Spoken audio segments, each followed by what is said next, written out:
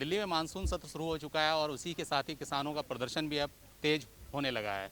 आने वाले टाइम पर किसानों ने जो अपनी रणनीति अपनाई है उसके तहत 200 लोगों का जत्था जो है वो दिल्ली पार्लियामेंट पर जाएगा और वहाँ प्रोटेस्ट करेगा। एक तरफ जहाँ पार्लियामेंट के अंदर कई कानून पास होने हैं उनके ऊपर बहस होगी, तो वहीं पार्लियामेंट के बाहर किसानों का जो जत्था होगा वो कृषि कानूनों के विरोध के लिए वहाँ पर प्रदर्शन करेगा। आज हम गाजीपुर बॉर्डर पर मौजूद हैं और यहाँ पर कुछ किसान, कुछ नौजवान और कुछ लोग हमसे बात करने के लिए तैयार हैं। आज जानेंगे उनसे कि क्या उनकी अब नई मांगे हैं और जो उनकी पुरानी मांगे हैं उस पर सरकार अगर नहीं सुन रही है तो आगे की उनकी क्या रणनीति होगी और क्या वो करने वाले हैं।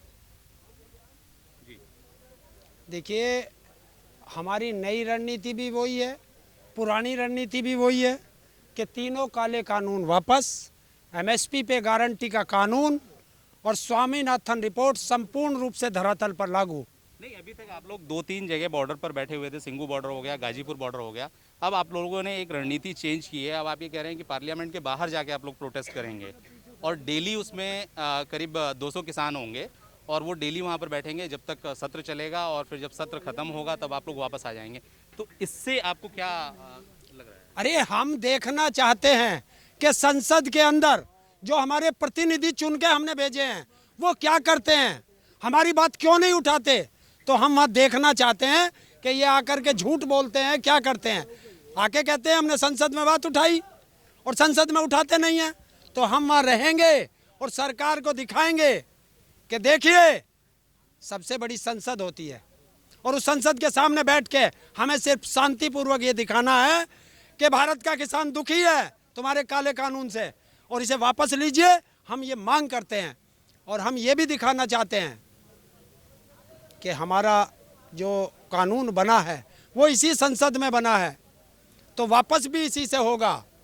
तो हम उनसे मांग करते हैं कि जिस संसद में हमारे खिलाफ कानून बना, जिस संसद ने हमें फांसी के फंदे पर झुलाने के लिए छोड़ दिया, वही संसद उस फांसी के फंदे को वापस ले, उस कानून को वापस ले और जो हमारी सबसे बड़ी मांग है एमएसपी पे गारंटी का कानून, वो उसमें बनाए, तब किसान अपने घर जाएगा। 8 महीने से आप लोग प्रोटेस्ट पे बैठे हुए हैं और सरकार किसी भी तरीके से कोई बैकफुट पे जाने को तैयार नहीं है।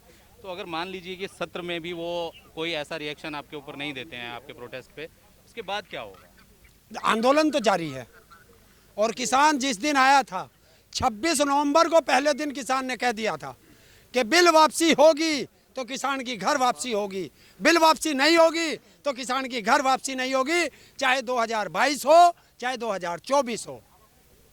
नहीं, लेकिन मामला ये भी है कि कानून जो है वो केंद्र सरकार ने बनाया है, ठीक है, और पॉलिटिसाइज करके आप जो है स्टेट्स को प्रचार कर रहे हैं कि हम यूपी में, बंगाल में, ये सारी चीज़ें। तो ऐसे में केंद्र सरकार को आप कैसे समझ रहे हैं कि वो बैकफुट पे चले जाएं? हमने कद कहा कौन बैकफुट पे जा रहा और कौन फ्रंट फुट पे जा रहा, हमने कभी नहीं कहा।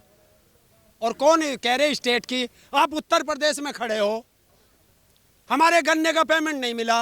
हिंदुस्तान में कोई माई का लाल है जो अपना सामान बेचता हो और पैसे उसे 1-1, 2-2 साल में मिलते हो? है कोई ऐसा व्यापारी? है कोई नेता?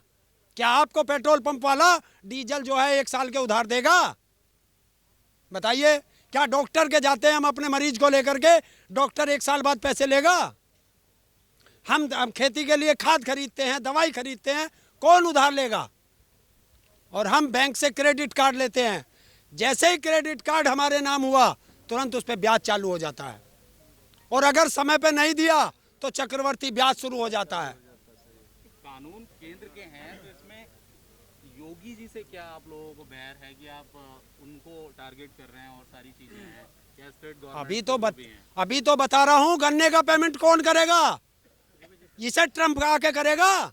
इसे तो प्रदेश का मुख्यमंत्री करेगा। उत्तर प्रदेश के अंदर खड़े हो आप, उत्तर प्रदेश के अंदर बिजली का जो किसानों को 12 की बिजली मिलती है 175 रुपये हाउस पावर है। हरियाणा में, यहाँ भी बीजेपी की सरकार है, हरियाणा में भी बीजेपी की सरकार है, वहाँ 35 रुपये हाउस पावर है। पंजाब में चले जाओ, वहाँ किसान के लिए फ्री है। तो क्या उत्तर प्रदेश के किसान की गर्दन मरोड़नी है? पूरे हिंदुस्तान में सबसे महंगी बिजली उत्तर प्रदेश के अंदर, कौन करेगा? आलू का किसान वो दुखी, एमएसपी वो नहीं मिलती, तो क्या करेंगे?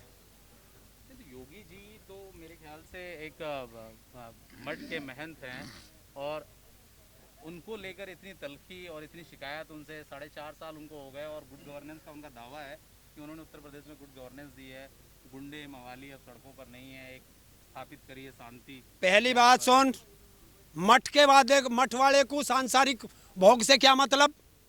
जब तुम सन्यास ले चुके, सब सांसारिक सुखों का भोग छोड़ चुके, तो फिर सत्ता का भोग क्यों?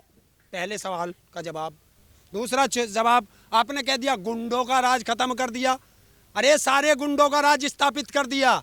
अभी आपने देखा जिला पंचायत सदस्य के अध्यक्ष के चुनाव हुए, ब्लॉक प्रमुखी के चुनाव हुए। उत्तर प्रदेश में 75 जिले हैं, 55 जिलों में वो गुंडागर्दी हुई है, लाठी डंडे गोली। और महाभारत काल से पहली बार हिंदुस्तान के अंदर चीरहरण हुआ है। लखीमपुर खीरी याद है? महिला का चीरहरण हुआ। ये किसके राज में हुआ? लगता है तुम अमेरिका में हो, ट्रंप के राज में हो गया होगा। नहीं, उस मामले में सीईओ को और वहाँ के एसएचओ को सस्पेंड कर दिया है, ऐसा नहीं है। लेकिन अभी देखिए, सीईओ और एसएचओ को सस्पेंड कर दिया, आदेश देने वाला ये सफेद कुर्ते वालों पे कार्रवाई क्यों नहीं? ताली कप्तान को है तो गाली भी तो कप्तान को मिलनी चाहिए। ये नेता काहे के लिए है? एसएसपी सस्पेंड कर दो, डीएम सस्पेंड कर दो, दरोगा सस्पेंड कर दो, सीईओ सस्पेंड कर दो, तो फिर ये मुख्यमंत्री और मंत्री क्यों बैठे हैं? इन पे कार्रवाई क्यों नहीं? आदेश तो यही करें, वरना इस डीएम की औकात है कि जिले में ये बदतमीजी कर दे। अगर मुख्यमंत्री का हाथ ना हो इसके ऊपर, इस एसएसपी की हिम्मत है कि किसी का डंडा मार दे, तो किसके ऊपर वो कर रहे हो?